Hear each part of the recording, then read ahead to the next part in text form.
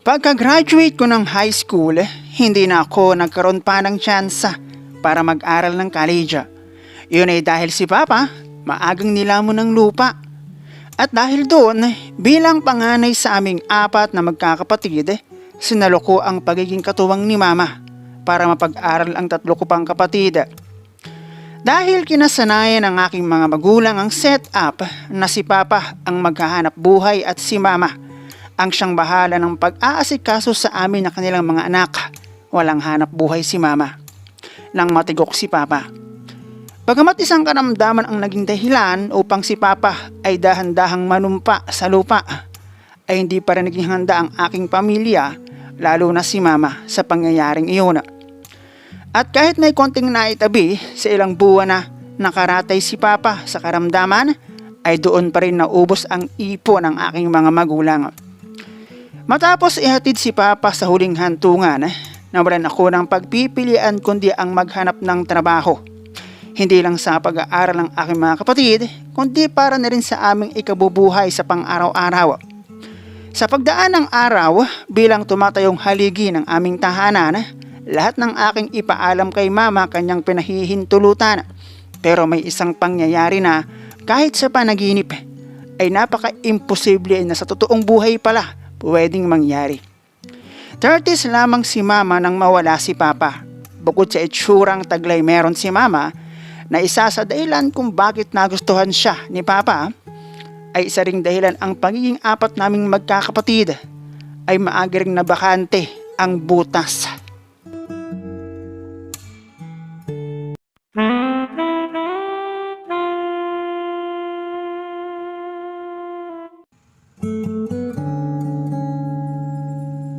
Isa sa madalas mapag-usapan pagdating sa usapin ng pagpapamilya at kung mapag-usapan, tatlong katwiran lamang ang madalas ay patunguhan sa buhay pagpapamilya pag napag-usapan ang tungkol sa hanap buhay.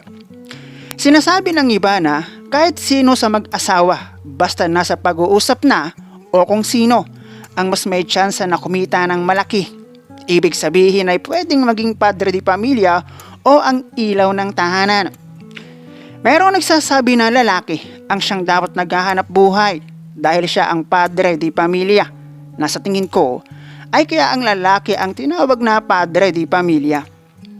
May nagsasabing dapat pareho para mas malaking kita ng pamilya, pero ang lahat ng iyan ay may kanya-kanyang consequences at butas sakaling ang isa ay mauna sa hukay tulad ng nangyari sa aking pamilya.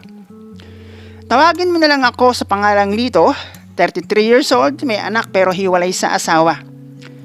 Simula sa aking pagkabata, si Papa na ang siyang palaging umaalis sa bahay para magtrabaho at si Mamang naiiwan naman para sa gawaing bahay at syempre bilang ina sa amin na kanilang anak.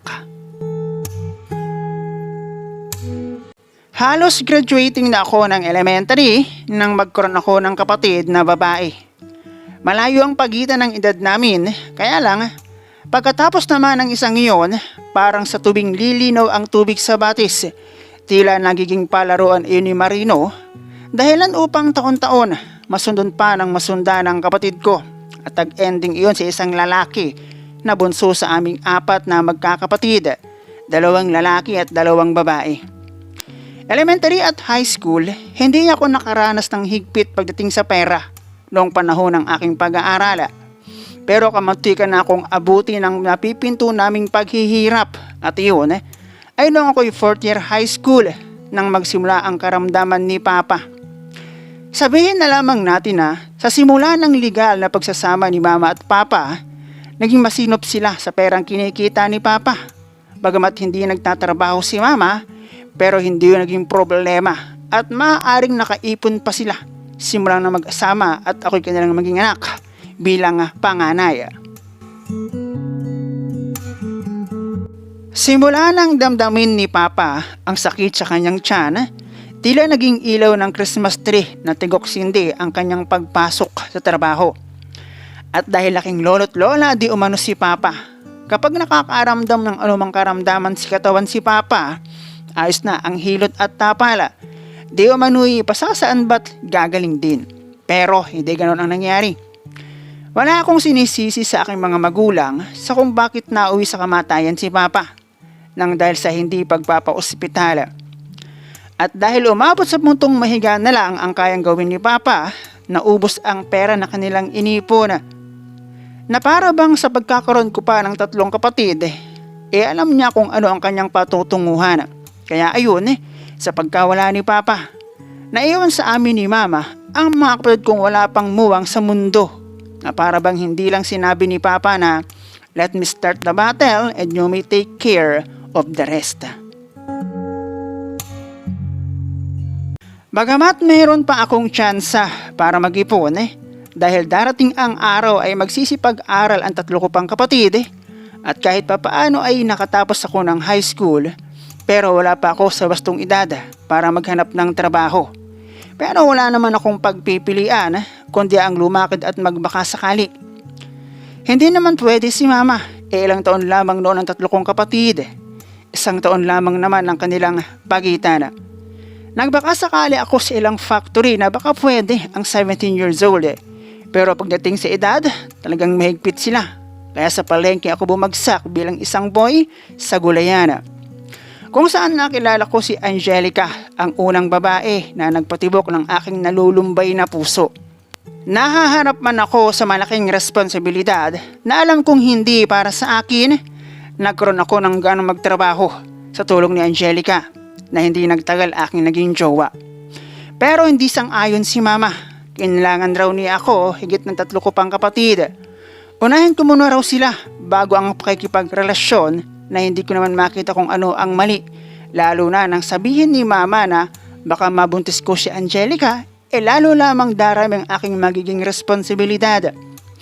Na noong mga panahong iyon, hindi ko naman iniisip ang tumikim ng ipinagbabawal na gawa ng tao. At masaya na ako sa araw-araw nakikita at nakakasama ko si Angelica.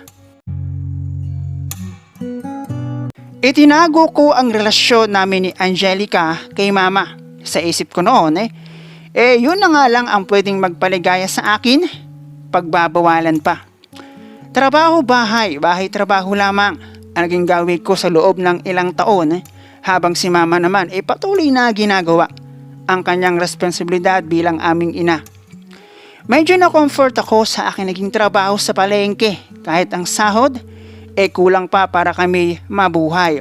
At 20 years old na ako noong maisipan kong magbago ng linya para sa mas malaking sahod. Dahan-dahan akong nag-ipon ng requirements. May nakapagsabi kasi sa akin na kung ako'y magbabalak na sa factory, mas mainam ng kompleto ako ng requirements. Bukod sa malaking advantage ng may kompletong requirements, kung minsan merong on-the-spot tanggap, kapag liban sa medical ay meron ka na ng lahat. Hindi naman ako nahirapan sa paghahanap ng trabaho, hindi man ako nakatsamba ng tanggap on the spot. Isang may magandang palakad na company ang aking napasukan. Mahirap ang proseso pero sulit, lalo na noong ako'y ma-regular at talagang malaking tulong sa akin at sa aking binubuhay na pamilya. Kung may tatanong naman ninyo kung meron bang nangyari sa amin ni Angelica, yes, hindi kasi ako ang una niyang karanasan. Kumbaga sa kung papaano ang tamang diskarte para magamit ang pana, may tamang pagkakataon, hindi yung halabira. Sa tagal ba naman namin di ba? Kahit naman siguro sino na noong una walang ganong tumatakbo sa isip, darating ang araw. Maiisipan ko kung paano ba ako nabuo. Ano kayang pakiramdam ng ako naman ang nasa pwesto ng isang manggagawa? Itago na lang natin sa pangalang Remy, ang ikalawang babae na nagpatibok ng aking puso. At nakilala ko siya noong magtrabaho ako, ma-regular, bilang isang factory worker. At kumpara kay Angelica, ibang-iba si Remy. Bukod sa magandang itsura at hubog ng pangangatawan, kutis na hangad rin ng ibang babae ang meron siya. At noong kami magkakilala, di umano'y wala raw siyang BF, naghahanap, ika nga. Noong mga panahong iyon, pakiramdam ko dahil sa ginawa kong pagtulong sa aking magulang at kapatid, inuulan ako ng blessing. Bukod sa na-regular ako sa aking trabaho, na alam kong hangad rin ng marami, nakilala ko pa si Remy. At sa taglay niyang Caracas, alam ko na hindi lang ako ang nagkagusto sa kanya. Tapos pagkalipas ng ilang buwang ligawan at gastusan, naging kami. Pero ako lang pala ang nag-akala na blessings din ang pagiging magkakilala at mag-o namin ni Remy. Dahil matapos ko siyang tulungan para makarating ng ibang bansa at masangla ang aking ATM, hindi na niya na ako naalala. Hindi lang pera ang nakuha niya sa akin, pati ang aking umaasang puso, kanyang neskama at ang himutok na aking nararamdaman, ang sakit na dinaramdam ko sa loob ng aking puso't damdamin, hinayaan ni mama na ilabas ko habang kasama ang isang bote ng alak. Hindi man nainom ang aking ina at mga kapatid, pero nakinig sila sa gustong isigaw ng aking puso. At para sa isang nagkakaisang pamilya, bagamat wala na si Papa, isa yon sa magandang paraan para mabilis maghilom ang sugat ng dahil sa maling pag-ibig. Awa ng nasa itaas, napagtapos ko naman ng high school ang aking 3 kapatid bago pa muling naulit ang aking pagkakamali, sanhi ng aking pagiging single father. Tulad ng sa amin ni Remy, nag-ibang bansa ang aking live-in partner, pero nang makarating naman ng ibang bansa at kumita ng higit sa aking kinikita, ayun at sumama sa iba. Tinanggap ko na lang na hindi para sa akin ang pagpapamilya, at dahil sa pagkakaroon ko ng anak, wala akong pagpipilian kundi tulad ng aking 3 kapatid, pag-aralin siya.